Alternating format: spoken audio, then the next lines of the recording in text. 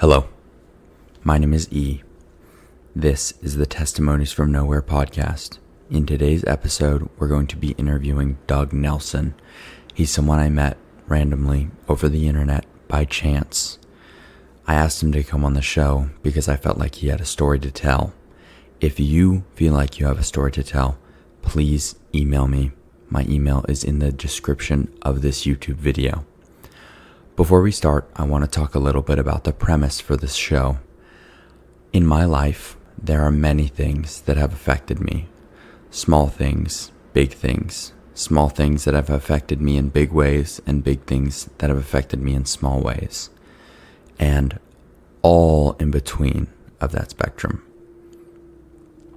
I find it fascinating that that's the case for every single person I've ever seen on the road, on the street, every person I've ever locked eyes with for a second, every single person that I've ordered a coffee from, ordered a burger from, yelled at, screamed at, been upset, never met.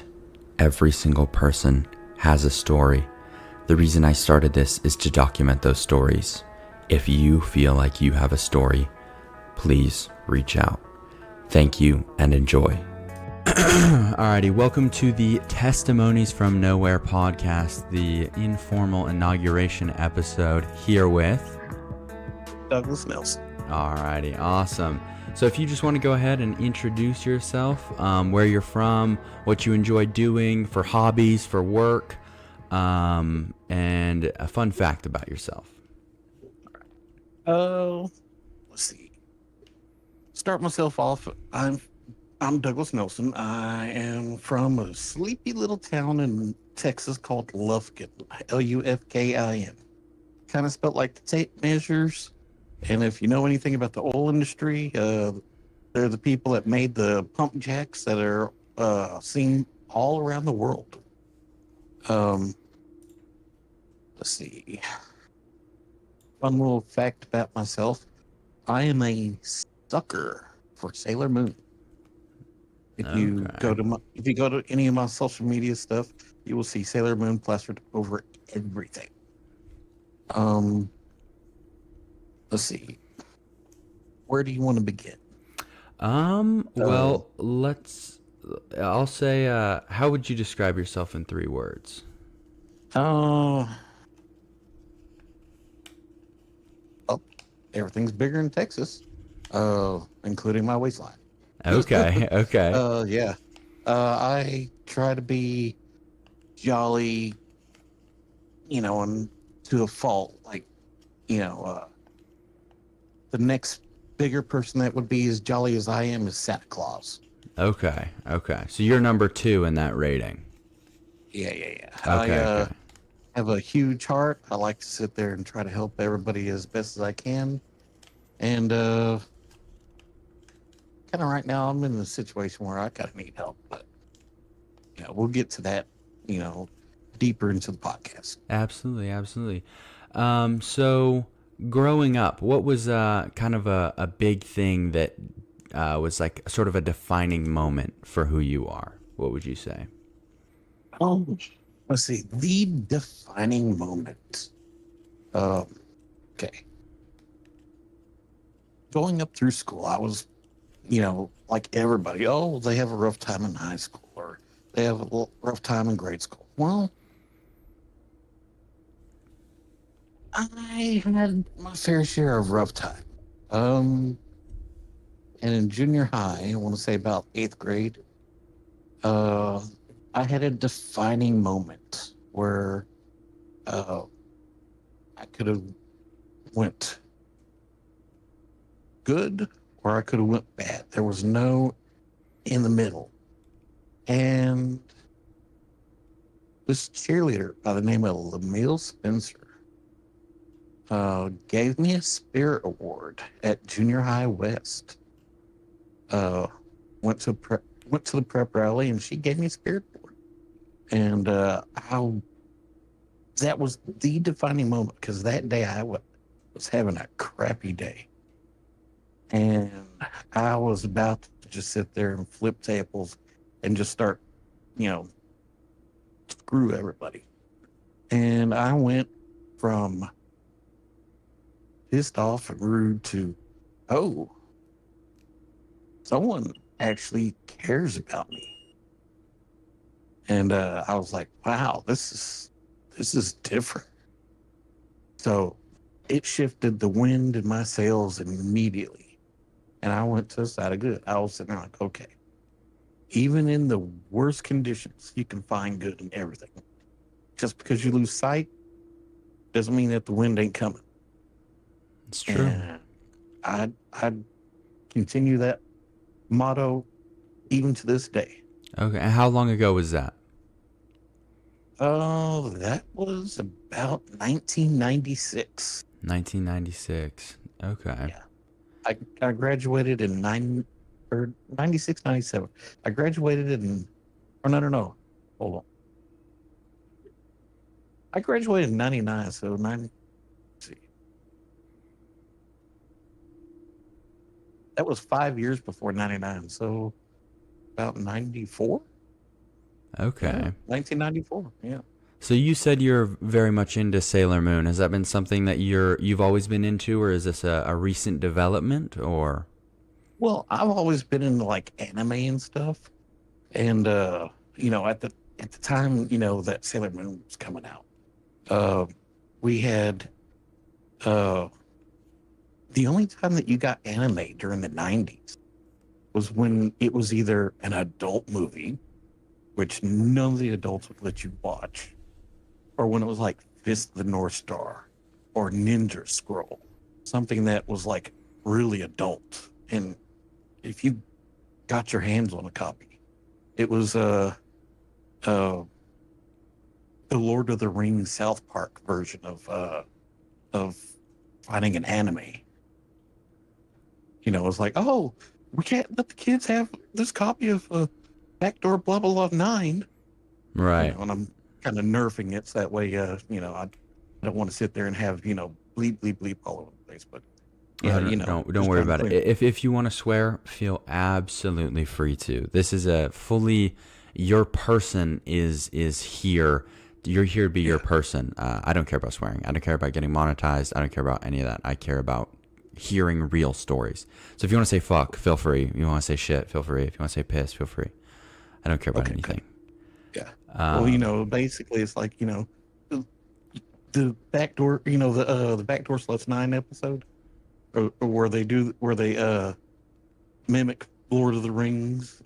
And instead of the parents getting Lord of the Rings, they get the backdoor sluts 9. Oh, I'm going to take it over to my friend's house. Yeah, mm-hmm. Absolutely. that Yeah. was the whole thing about anime back then. Okay. And I got a copy from Toys R Us of Sailor Moon, and I was like, okay, this is kind of cartoonish and stuff. So let me watch this. And just like the song says, Sailor Moon's got the boom and the anime or the animation makes me think the wrong things. Yeah. Uh, this was that adult style animation that everybody craved, but it was packaged in such a way that it was like He-Man or She-Ra. It was meant for kids, but it had adult graphics, which was great. Didn't show anything sexual or anything, but my mom, she was like, nope, nope, nope. That's anime. You can't have that. Anime's for adults. And I sat there and said, Mom, before you judge, before you sit there and start breaking skulls, sit down, watch 10 minutes of it, and then you'll just be so bored out of your mind that you'll walk away and leave us be. She's like, okay. She sat down, was bored completely out of her mind because it's a kid's cartoon, and she left. Mm-hmm. And of course, we gooned out to it. Mm-hmm. uh, and I do like if you see my TikTok page, Mm-hmm. uh, you can look it up under Faceman 5050. Says Doug Nelson on it. All my page art or all my video is page arts of Sailor Moon. And of course, yeah, crucify me for using AI. Who cares? You know what? It's like this. AI is a tool, just like a hammer and chisel is a tool. You weren't the first one to sit there and pick it up, but you can sit there and make beautiful things with it. Um, AI is, like I said, is the hammer and chisel of the world. Yeah, yeah, it may take impressions off of other people's art, just like impressionists do for making their own art. You know, you just got to sit there and interpret it and use the tool and interpret it in ways that can benefit you, because it's like this. Even though uh, Alexander Graham Bell created the telephone, he was just utilizing the technology of the time, mixing parts here, parts there to create the telephone. He didn't invent electricity, he didn't invent the battery, he invented the telephone. Just like Steve Jobs invented invented Apple. Apple invented the computer, or the personal, or a personal computer, not the personal computer, but a personal line of computers, which turned into iPods, iPhones. You know, he didn't invent the phone, but he invented, or he was beneficial in creating the atmosphere that created the iPhone and brought about smartphones of this day, or of our age. Yeah, absolutely. So I know when you mentioned you were talking about Sailor Moon, you said that it was kind of this secret thing that you could kind of get away with, and it was sort of naughty, and your mom walked away before that. Is that Yeah, kind of the what? So my question is, what's made you hold on to Sailor Moon throughout all these years? Is it just purely the, like, the attractiveness of the characters, or something you find like, oh, that's always, I always just love the way they look. Some guys are like, I love blondes, love blondes. I'll chase blondes till I die, or I love redheads, right, or whatever it may be that they're chasing. Is it just that, or is there some sort of other elements that you sort of feel really connected to with the story or the art or anything like that? well, mostly it's just the art style and the whole thing of it came up it came up through the 90s. Um, and then, like, here in the past, like, 5 or 6 years, uh, I've started having health problems. And, so I've gotten creative with the stuff that I do online. I go out of my way to sit there and uh, get stuff that I like.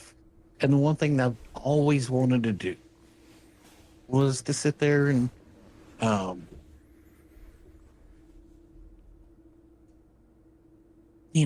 everybody has some type of collection that they do. Either, I know one guy, he's this nut for uh, Dragon Ball Z stuff. I know another one of my friends, he's a nut for uh, Super Mario Brothers. Uh, and here I am. I'm sitting there. I'm now 45, about to be 46. And I've got, nothing. I would love to have a big, huge display case of all these resin figurines that everybody's starting to collect, or even like now, it used to be back in the day, Beanie Babies, but now all of a sudden it's the Boo Boos. I've got more cologne than anything else, but the one thing that matters the most to me is uh, the trinkets and stuff that I've got for, like, Sailor Moon. I've got Mm-hmm. like 4 blankets. I've got a whole bunch of uh, hat pins and lapel pins of, like, Sailor Moon. I've got iron patches and morale patches. with like Sailor Moon stuff on it. So yeah, it's just this little knick-knack thing that I pick up. And if you've ever seen the movie Conspiracy Theory with Mel Gibson, where he's explaining where the red fern grows books, where he's got piles and piles of them all over the place. Mm-hmm. I kind of sit there and say that, each one of us has a moment like that where we're pre-programmed at a certain time to be activated, and that's the sign of a person that's been brainwashed, that they've got something that's buried, that at one point or the other, a code word will come out. And what they do is that they use the thing that a person is brainwashed to compulsively buy, to go out there and, oh, that's how we're tracking him. Doug's now over here. He's buying a copy of the Red Fern Grove, or the Red Fern Groves. Yeah, But it's where he's sitting there, compulsed to go out and buy the stuff. And here, Mm-hmm. last like 5 or 6 years, I've been, you know, where I'd sit there and I'd seek out, like, oh, what little trinket can I sit there and buy this week?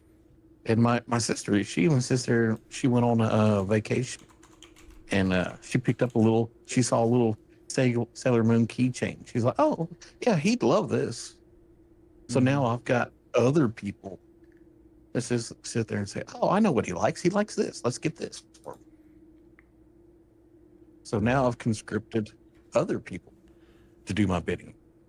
Right.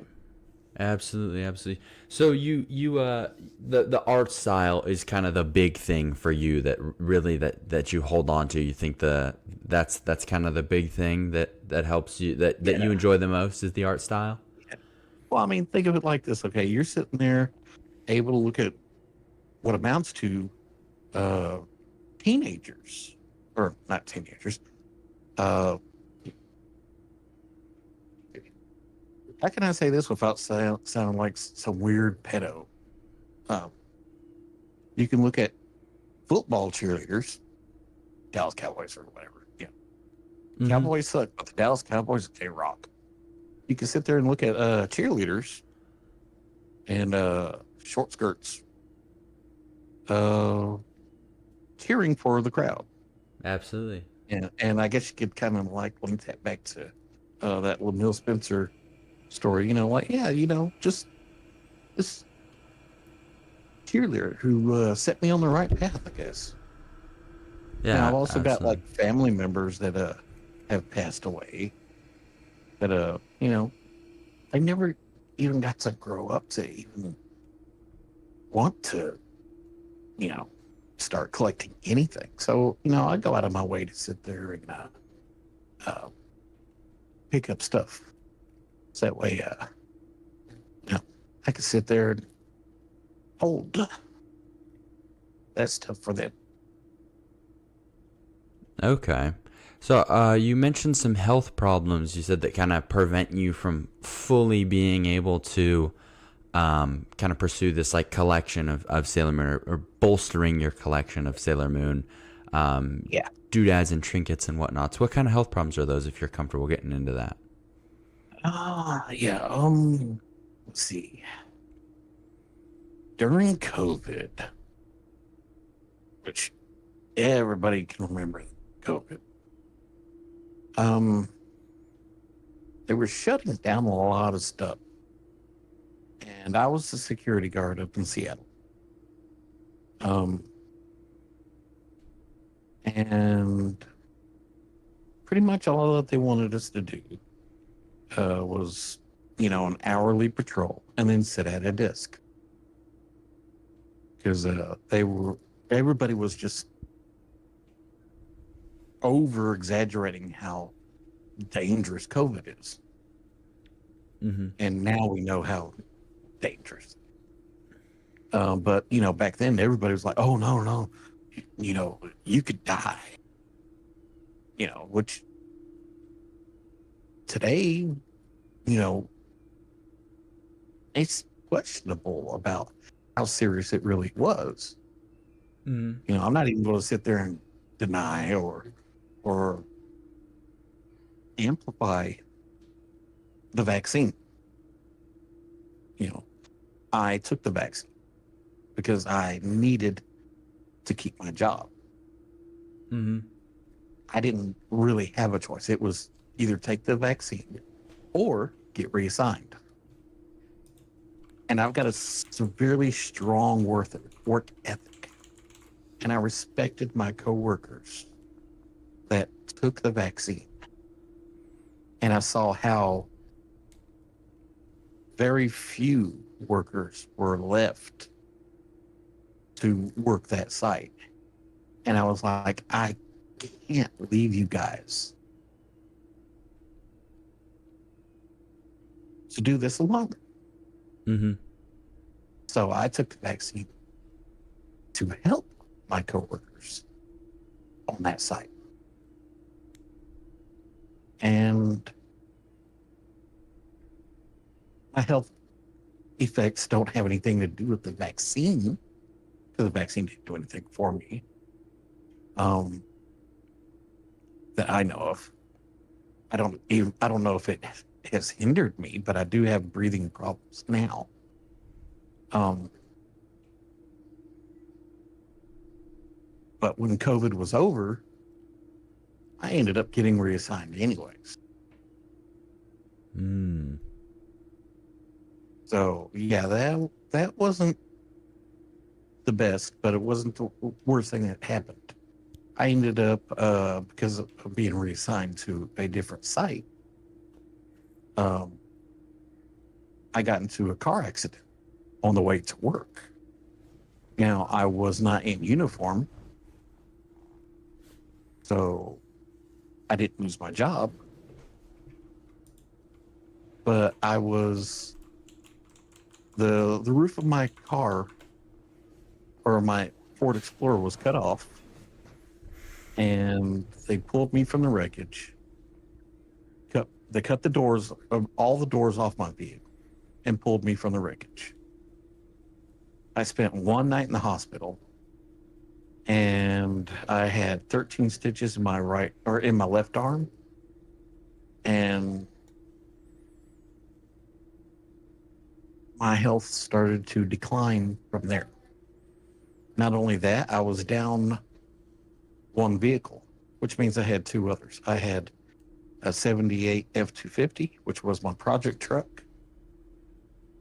And then I had a step van that was starting to show signs that it had a blown head gasket. And I drove the 78 F-250 until uh, the motor shattered, or the crank in it shattered, and I had to park it. Then I had my step van, which I ended up blowing a head gasket in it. So being in Seattle with no vehicles was really rough. So I sat there, I was like, yeah, it's time for me to go back home to Texas. And I called up my older sister. I came back to Texas, and the job that I had allowed me to transfer down to Texas. When I got down here in Texas, they couldn't uh, utilize my skills because of how much, because all the gyms and everything were shut down during COVID. Uh, the lack of of exercise and activity took its toll. That and the depression and the available abundance of online food ordering. Yeah, it just did a real number on my health. So when I when I got to the car accident, that was the pin or the straw that broke the camel's back, and everything just started to decline. Um, when I got down here, they couldn't put me to work. So they kept me on they kept me on the payroll until my security guard card lapsed because I was no longer in the Seattle area. Uh, and I was in Texas. I just let my security card lapse. Once that lapsed, they let me go. They weren't paying me the wage, which was, you know, it wasn't much, but it was still something. Um, since I hadn't had vacation for all those years, they counted it as medical leave and vacation pay. So, at least I got that out of them. And I can actually sit there and say that if you want to go work for Allied University, they are a real respectable company for that. So I will definitely recommend anybody to go work for Allied University.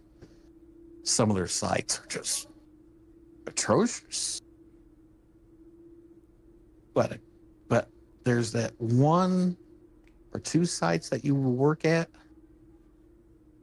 and if you get a chance to sit there and work at that site for 9 years, like I did,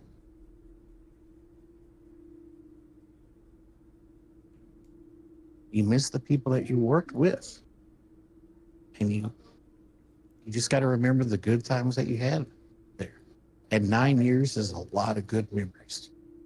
Absolutely, absolutely. So, with these health problems right now, would you say, as far as your timeline is, you might be in a little bit of a lull, just kind of with all the barrage of bad luck, right? Oh yeah, Um, yeah, definitely. It's just a low point. I mean, I still, I can still do a lot of stuff. And actually, this low point has opened my eyes up to the many possibilities. Because I've always been some type of uh I get my name from or my screen name from the A team, face man, the front man, smoothest talker, uh best looking. He can go out there and sweet talk anything from anybody. And that's why I sit there, see myself. I'm the point man. I sit there, I go, and I try to get what we need mm-hmm, from whoever I can get it from. So if I need, say, a gaming chair, one of the cool things about TikTok is that they send you free samples. mm-hmm. Now, if I already have an iPad and I can get a free sample for a friend of mine of an iPad, it might not be as good as mine, but it's still an iPad. Right. I can then get that sample, have it sent over to my friend. He tells me, yeah, it's great. It's wonderful. I love it. I can sit there and say, okay, no problem. I pull out my iPad. I sit there and I give the same testimony that I would have given for that iPad. And I sit there and show my iPad, which is the same model iPad that I got my friend. And I have fulfilled my contractual obligation for that free sample. And am I going to make one commercial? No, I'm going to suggest my friend go and make the same commercial on his page for that iPad. So not only did I get one person making commercials for that company, I now have a second person making the same relevant content for that company, all because they gave me one iPad. Right. Is Do you that kind think? of your main income source at this time? Is kind of just going through and picking up these sponsorships and promoting them? Uh, no, my main source of income right now is my Social Security, Okay. and which is not a lot, especially when you're 45. You're not going to get a lot. Um, but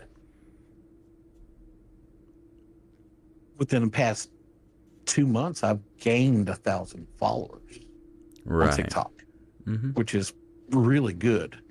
Um, but most of the time, I'm sitting there uh, just showing the stuff that I use every day. If it's within hand's reach of me and I'm constantly using it, I'm going to sit there and tell people, hey, you might want to get one of these because it's the bomb. You Mm-hmm. know, I was sent a pair of headphones off of TikTok, and these are a whole lot better than the ones that I've got. I mean, listen to the quality of these things. It's pretty good. And I got people talking around me right now. Um, so yeah, it's not half bad. I mean, you can sit there and hear my oxygen machine just a little bit, but and you can kind of hear the chatter in the background.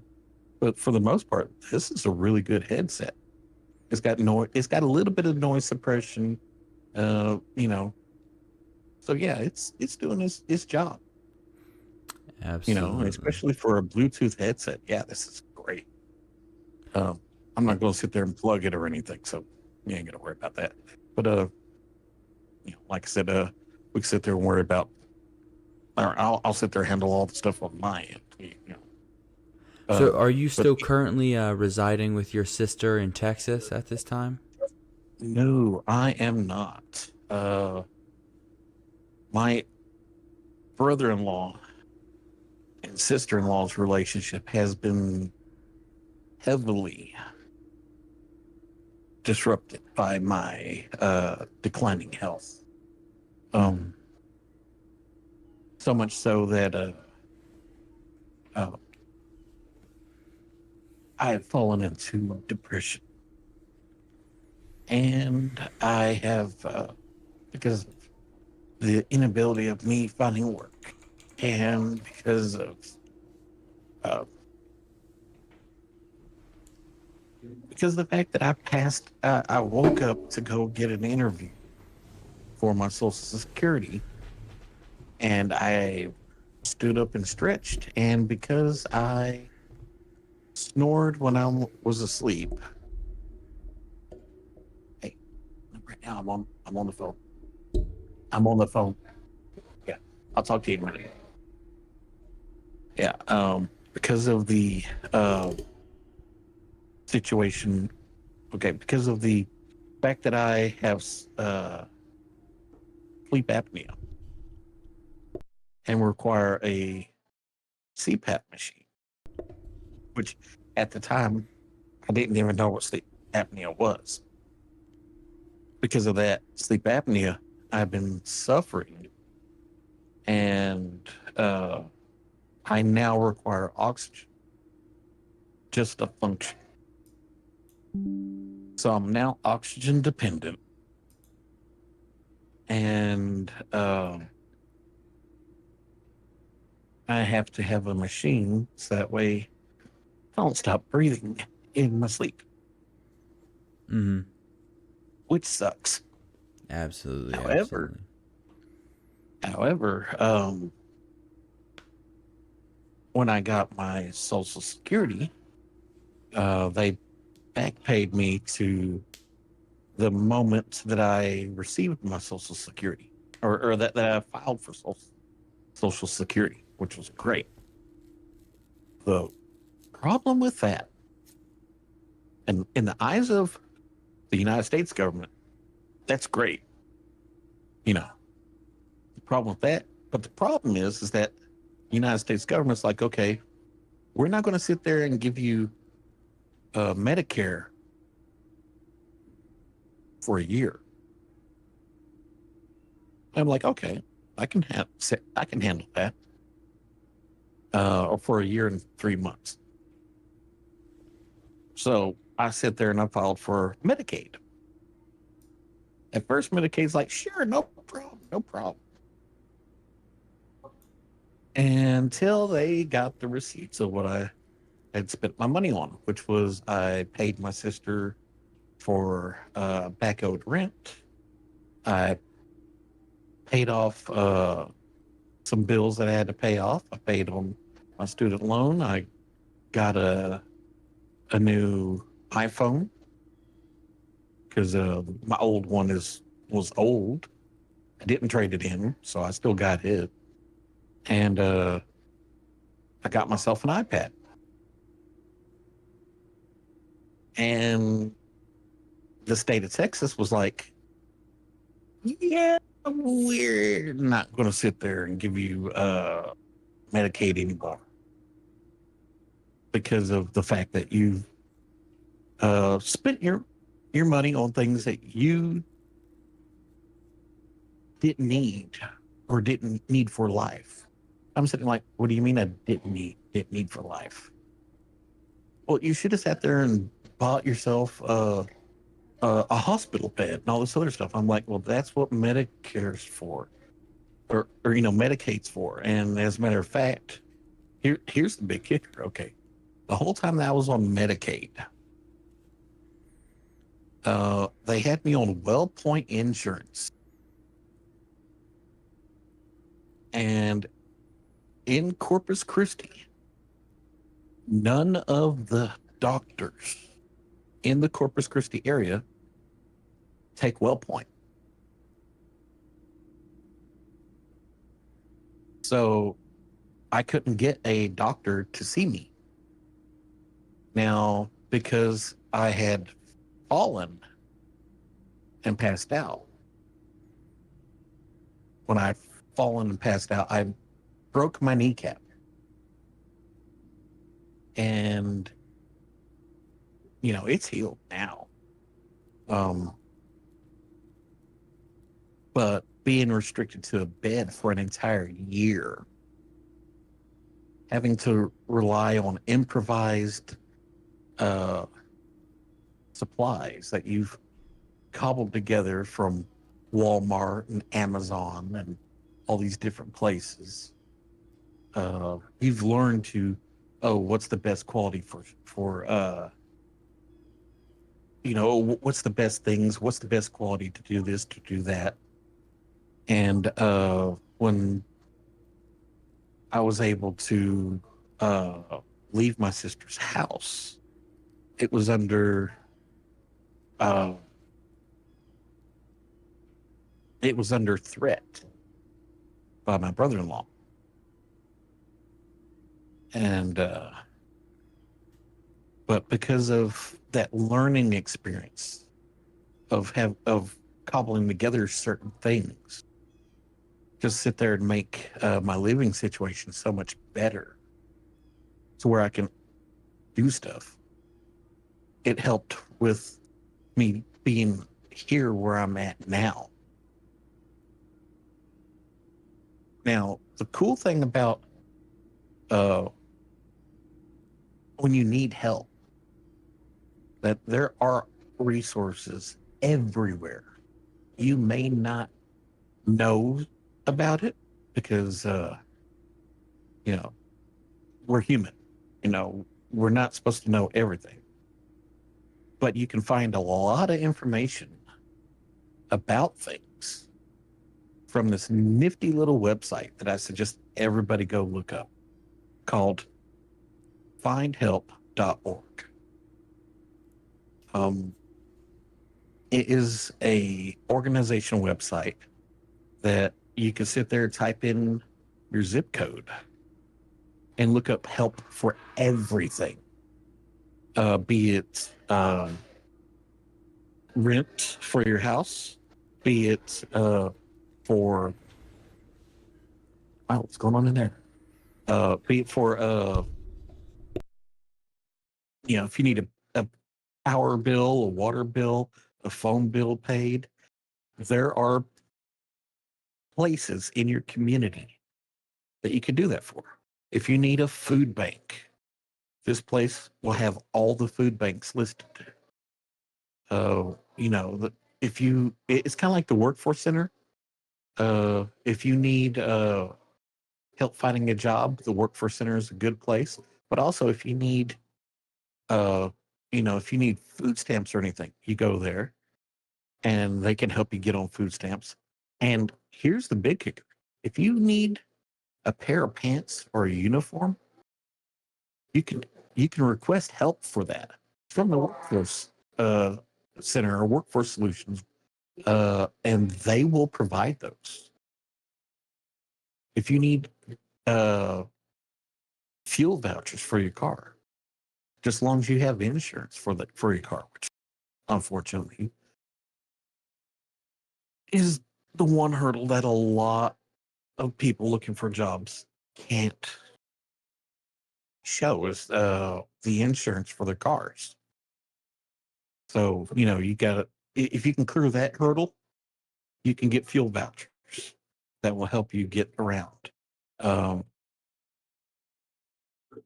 I can't emphasize enough using that site. Um, but back to the problem with the health insurance and Medicaid. Uh, After about what was six months of me trying to get any useful anything from WellPoint Insurance, and they promised a lot. They were like, "Oh, we can get you electric wheelchairs, we can get you a hospital bed, we can get you a Hoyer lift, uh, you know, we can get you in a rehab, but we got to get you to see a doctor first." And unfortunately, I was bedbound. I couldn't get up and walk.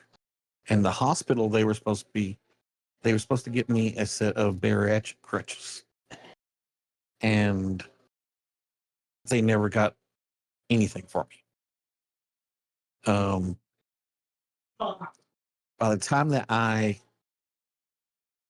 could afford a set of bariatric crutches, I'd already lost the muscle tone required to walk. And eventually that muscle tone withered down so much to where the only thing I could do was roll over to help my sister take care of me, to sit there and change my bedding. I literally uh, lost the ability to do a lot of stuff. And So that, are you fully bedbound at this moment? yes, my Okay. feet have not touched the floor in an entire year. Okay. So And now I'm with all these now I'm oh, sorry, you go. yeah, you go. Yeah, now I'm at a uh assistive living facility. And Okay. they're sitting there like, "Dude, you're 45." And I go, "Yeah, I know." And they're like, "Do you want to walk?" I'm like, "Oh, I've got such cabin fever. It's not even, uh, describable of how much I want to get out of this bed." And they're Mm-hmm. like, "Okay, well, at least you got drive." And I said, "Yeah, I've got a whole bunch of other skills and I'm going to put them to use." I was like, one of the things that I bought with my social security money is a three-wheel bike. Uh, and it's sitting in a box along with a whole bunch of other parts. And I was going to rehabilitate myself one way or the other, either uh,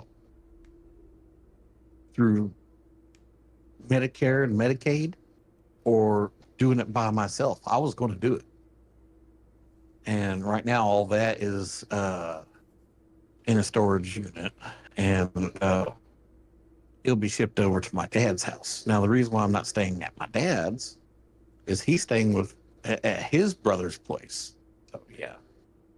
So with all these sort of building health problems, have you had any sort of, obviously with when stuff like this goes on, death can be a lot of stuff that gets into people's heads. Kind of feels like it's getting closer and talking to you more, and it can be something very core. Do you find yourself thinking about death very often? or not? Um, I wouldn't sit there and say that I don't think about death. I mean, because we all have a debt to pay. Uh, my mom passed away during COVID, and that was hard enough. We didn't get a chance to have a funeral. And now that COVID's over, who wants to go to a funeral for a person that's been dead for quite a while now? So, you know, that kind of smarts just a little bit. Um, Seeing the damage that I've recently done to my sister's relationship has affected me a lot. Um, Not going to say I hadn't considered it, but I have considered what the cleanup of those actions would be, and I could not put my sister through that. Um, because I feel like I died a long time ago. The body and the soul just hadn't caught up yet. But here's the big kicker. Okay, even though even though mentally I want to die or I want to live is irrelevant because my heart's still beating, and it does that involuntarily. It doesn't have a choice. It's just there and it keeps going, no matter what. Now, because of my sleeping situation, um, this machine that I have, it's a Voco sign, VOCSN machine. It's supposed to be this next gen, not CPAP, not ventilator, but the next gen, something like the best of both worlds machine. Well, because of the way that my sleep situation is, I I pause during my sleep, which means everything goes on a pause. And what this machine does is it gives me a kick by blowing up my lungs to sit there and bring me back. Just a little kick, nothing so bad as like a pacemaker. That's electrical. But this right here just goes and inflates my lungs. And then all of a sudden I'm shocked. I'm like, oh, okay. And then I just doze back off. And it keeps me going when I need it to. So I'm happy about that. Um, and I sit there and I thank the my current insurance provider, which is the county of Nueces in Corpus Christi, Texas. However, when my sister and brother-in-law, um, when their relationship um, hit that point where my brother-in-law kicked me out, the police were, you know, he said, "I want you out now." My sister's like, "Look, I just got kicked out, which means that you just got kicked out." And my brother-in-law's like, "Yes, you got kicked out. You need to go, and you need to go." So he kicked my older sister out. I got kicked out. My stuff's in storage. My older sister has some issues that I'll get to in a moment. But basically, I just ended up in the hospital. And they were sitting there going, oh, shit. We need to sit there and figure out what's going on with this guy. So for about a week, I didn't have my cell phone, didn't have my technology at the grasp of my fingers. So my entire connection to the world had already been severed physically. And now digitally, I didn't have connection to the outside world. So I spiraled into depression. And I was in the emergency room there in Corpus Christi for 3 weeks. So you can just imagine how huge of a hospital bill I now have. And thank God for iOS 26 scanning my unknown phone calls and answering them for me. Because I don't have any answers for them about, oh, how soon can you afford to pay for your bills? But the hospital there did promise to sit there and pay for my stay here until my Medicare could kick in, which is in January. So hopefully that will kick in soon. Unfortunately, from what the director of this facility has notified me about, they have not received one promised penny from that hospital. And I think that's due to the fact that I haven't paid them anything. So, yeah. So do you don't find yourself thinking about death very often? Oh, not now. I mean, now I've got to, I'm actually getting some care and it's not affecting my sister's relationship Right. with her husband. Maybe they could patch things up. It's like this. I've got nothing but good hopes for them because, I'm sitting there wanting the best for the both of them, but I just can't sit there and help them with that. Um, you know, and there's the thing that also kicked in at the same time that I get kicked out. My sister was able to find some help and get on some type of insurance plan where she could go and see a doctor. She's now having to have a hysterectomy to get rid of some cancer. She's got ovarian cancer. And she's having to have a hysterectomy to get rid of that. So the good thing is that she's still got a house above her head. And there's the opportunity for them to repair the relationship. But my sister is made from the same stuff that I am. And we get a lot of our stubbornness from the people that we're made from. And my mom's very stubborn. And I sit there and say that, no, she's not around me. And that is a voice of the choir that's no longer here. And that's one thing that I don't want to do to my family, to my friends.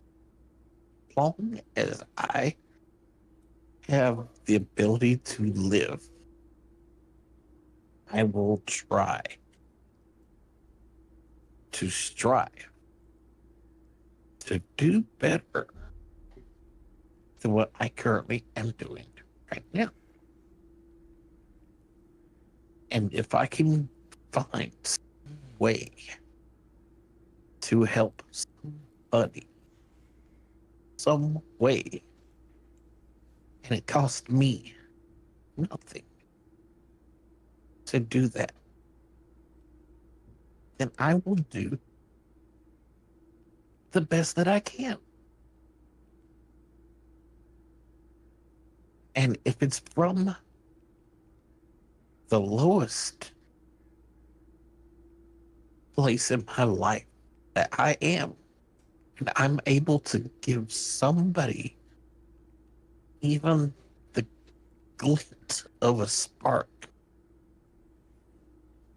to make a raging fire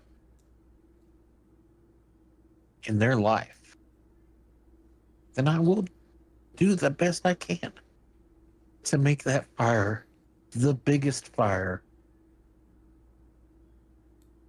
to change their life. So, with all this time you've spent in this care facility, what do you find yourself gravitating toward the most to sort of help you through, whether that be music, TV shows? I know you mentioned Sailor Moon, just sort of anything like that, whether it be, music, pornography, anything like that. Oh, I sit there and I do something that I've labeled as doom scrolling, or I think that society in general has called it doom scrolling. It's where you're constantly looking for something to engage with. So here recently, when TikTok started doing this whole, you know, you can make money off of TikTok uh, shop. Uh, I started looking at the stuff that I use daily, and I started making commercials on anything and everything. If it's uh, a fidget spinner lighter, if it's you know, a power supply that I use for charging my cell phone, if it's a charging cable, if it means something to me because I use it daily, I go out there and make a commercial. And I sit there and say, hey, look at this. This does this. This is great. You should sit there and try it. It's like this. If someone's never tried ice cream before and you're the person that sits there and introduces them to it, that, that glee, that giddy that you get to see someone's eyes for the first time when they realize, oh, this is great. That's rewarding, and I like to sit there and see that. I also like to sit there and see when someone sits there and goes, it's not all great. You know, okay, obviously they're not into vanilla ice cream, you know. But that's the cool thing about it is that you'll get people that's like, I really like that. And for those, I sit there and go, okay. But the cool people that are like, oh, hey, I love this thing that you sat there and showed this week. Great. So I know you talked about earlier about living life because your heart is beating and sort of that you're going to live as long as you can for the people around you. Do you believe that life has inherent meaning, or is it sort of our personal selves that create that meaning? Well, that's the philosophical question. I mean, it's like, okay, do you believe that this world was made only for you and that everybody else is just some scripted NPC character? Or is there some different level of NPC characters? You know, if that's what you believe, then your world is interesting, but it's not going to go very far if that's the only thing that you believe in. Um, Me, I believe that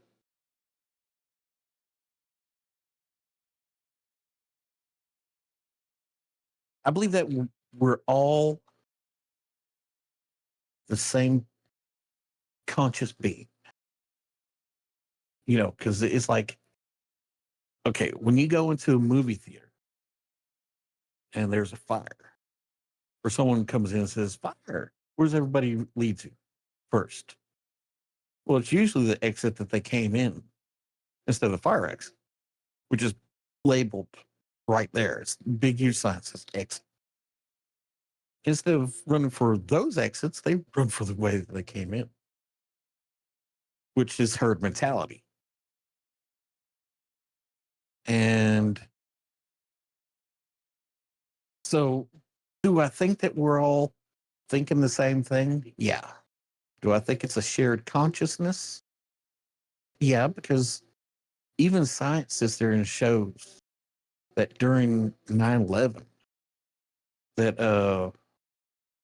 there were some weird numbers going on during 9/11 that even science can't explain.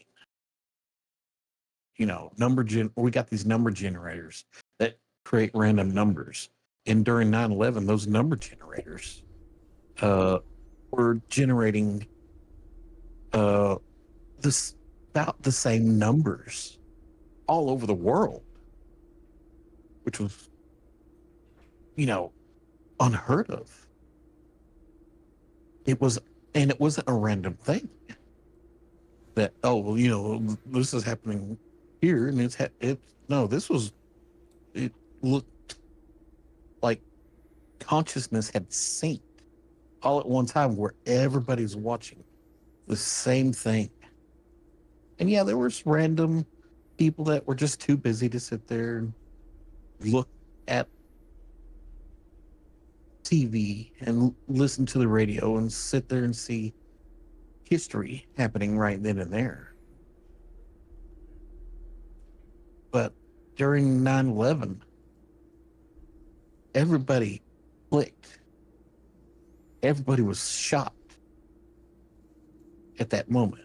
And the world changed, you know, for the better, for the worse. It changed. So do you think that we're all sort of one giant conscious being? Yeah, Um, Interesting. I really do. I mean, that's the way I look at it. Even, you know, even Jesus sits there and says, I'm the son, you know, we're all children of God. If you believe that Jesus was the son of God, we're all children of God, right?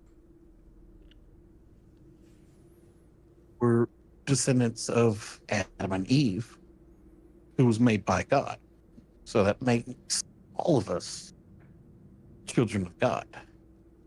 Right. So with that, do you consider yourself to be someone who follows the Christian faith, sort of that genealogy of Adam and Eve and Abraham and Jesus and all that? Yeah. Well, I mean, even, okay, if you look at spirituality in the basic sense, if you okay, if you take away all the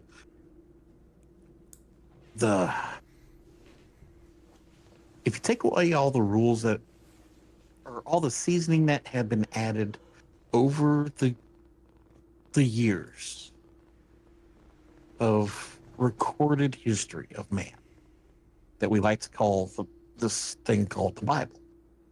I'm not sitting there, I'm not adding to the Bible, and I'm not trying to take away from the Bible. But the Bible was written by man. And then there was the divergence of uh what is was it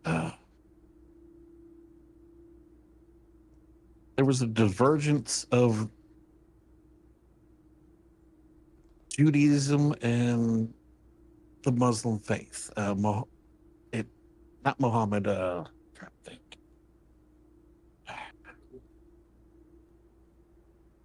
You know, can't think of the guy's name right now. It's right on the tip of my tongue. But the divergence of the two faiths,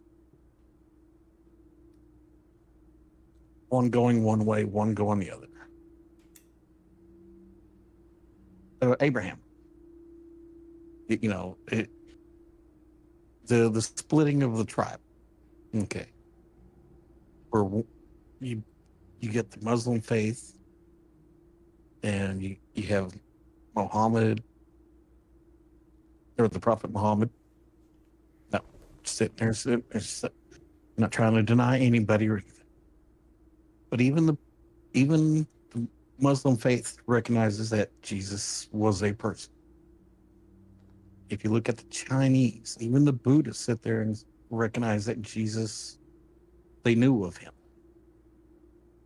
Okay, so Jesus might have been a world traveler. I don't know. I wasn't there. I wasn't even alive back then. You So, show me someone that was alive back then, and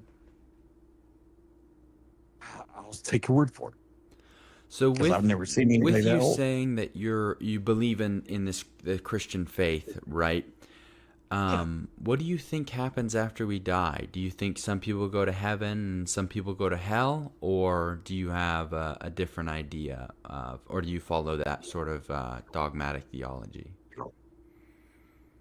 Okay, okay. I was raised Baptist, but I don't explicitly follow the Baptist faith. There's a lot of things that I like about the Baptists, uh, but basically the idea that I have is like this: if you, okay, Satan was cast from heaven. Okay, okay, let me put this idea into context. Okay, in the beginning, God created heavens and earth. God is a perfect being, and He made humans in His likeness. Those humans became Adam, Lilith, and Eve. Lilith didn't want, or Adam and Lilith didn't make it together, so God brought about Eve. Adam and Eve was able to create mankind, and that's how we became.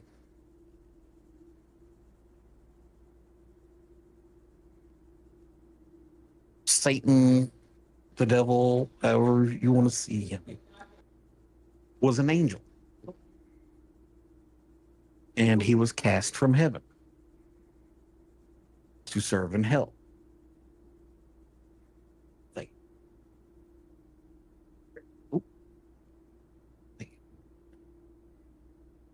and Satan was cast out of heaven into hell to serve a purpose, and he's to separate the chaff from the wheat that is mankind,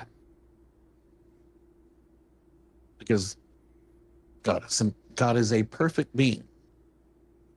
God makes beings who have purpose in their life. And even casting out of heaven is a purpose. There's a reason why he did this. Just like there's reasons why Jesus flipped tables over in the church, because he was unhappy with the way that we were worshiping, and the way that we were sacrificing species to worship. It's like this. Now we tithe, and we do that on the principle of 10%, which is voluntary, or supposed to be voluntary. But, nonetheless, it's supposed to be voluntary. But you're supposed to tithe 10% to the church.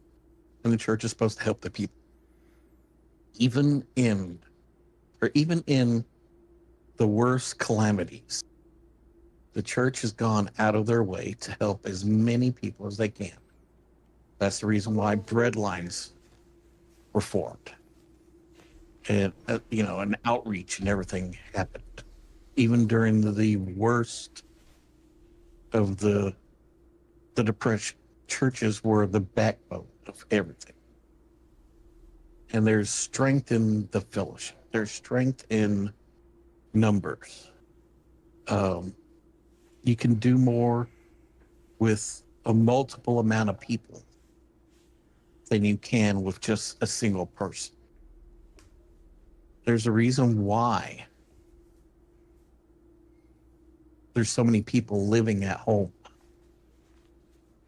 during this generation right now.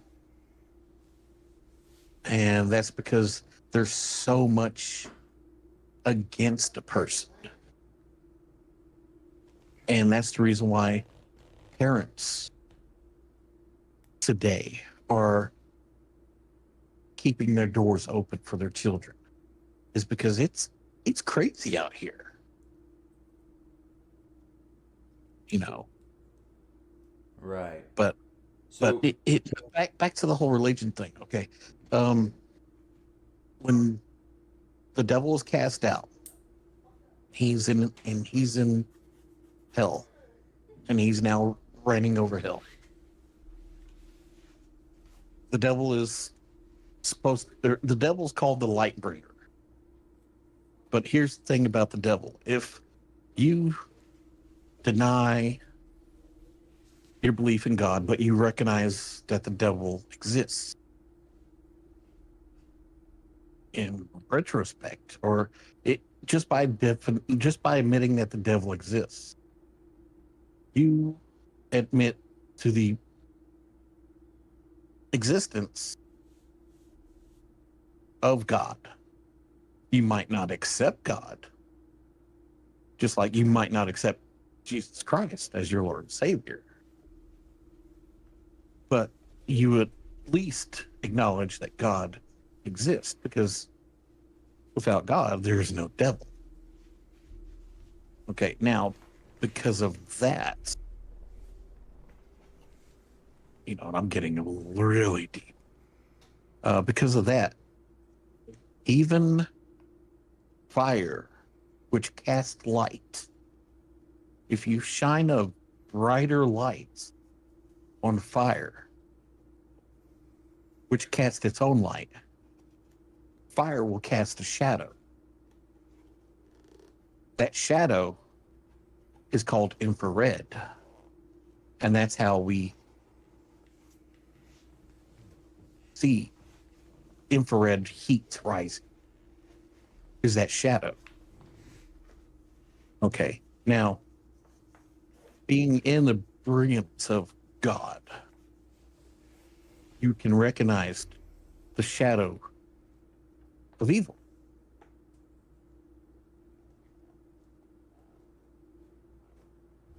Some people are drawn to that shadow of evil.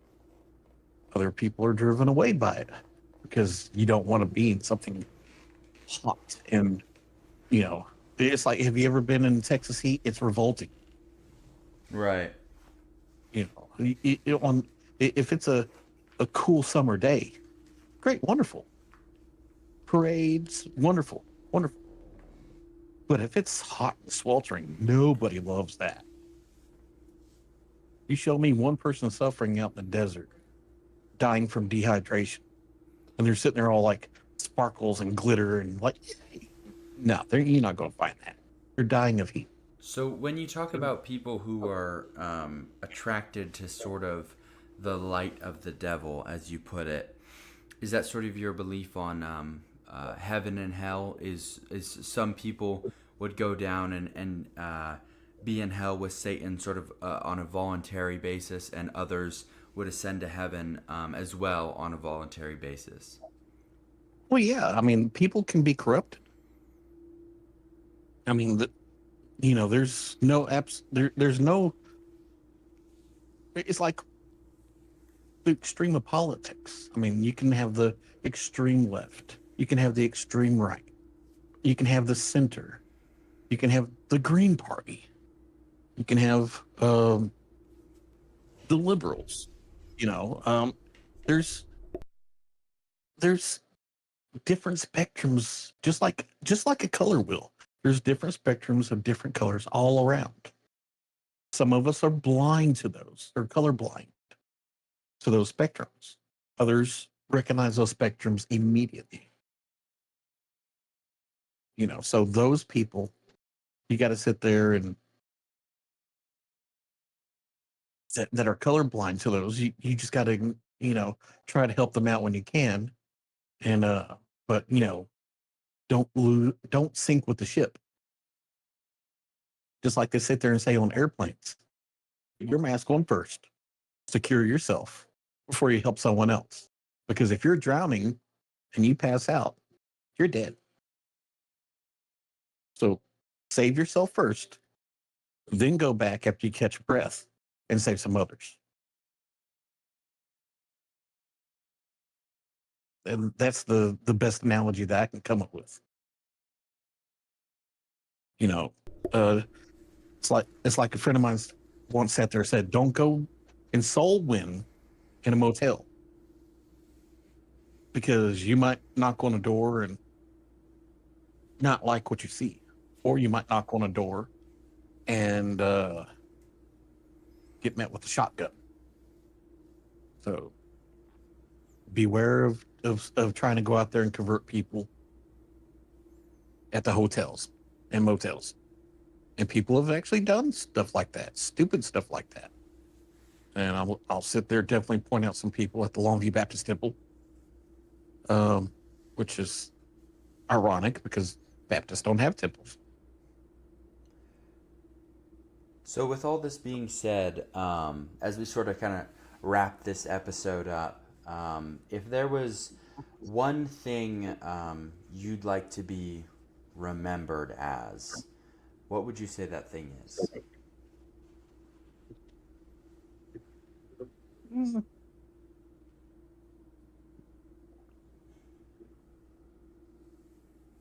A human being that cares. And the reason why I sit there and say that is, yeah, right now I'm living at an assisted living facility. And I've got a plan, which is going to finally kick in January. But, I'm sitting there, I'm still trying. I still got a plan. And as long as I got a plan, I'm moving forward. Now, I'm sitting there trying to do the best I can. And I'm a flawed human being. I've got my flaws. I've, not always lived the best life, but I've always tried to do the best thing that I could. And like I said, I'd love to sit there and try my best to sit there and do stuff for people. I'd love to make my mark on the world. Unfortunately, I'm just not that interesting enough. Um, but I'd like to see myself as interesting. And if I can sit there and try to do stuff for people, and then I'll try my best. And the good thing about my current situation is that it's about to get real interesting because I've moved from Nueces County to Harris County. I've lost the little bit of health insurance that I had through the county. So now my CPAP and my oxygen machine are going back. But because of all the connections that I've made through TikTok, I now know the places I can get medical equipment at. And I know the places that I can get certain help for certain things at. So am I worried about, oh, I'm going to be without an oxygen machine soon? No. The place that supplied everything sits there, says, "Oh, well, we're not going to just come out right get it right now. So you've got time." And I could sit there and buy the equipment myself, which is easy to do. Um, which probably that will be what'll happen. But even the director here at the place that I'm staying at, I sat there and said, "Well, if they come and get your equipment, we're not going to sit there and just leave you hanging because we've got equipment." And the cool thing about me being me being as independent as I am, I've not made myself a problem for them, and I do the best that I can to work with them. So they're more than willing to work with me. So even if I were to lose, if they were to come tomorrow to get the equipment that I've got here, I've got something to fall back on until I can get my own equipment, until my Right. health insurance can start. So that's the best thing. And being surrounded by people that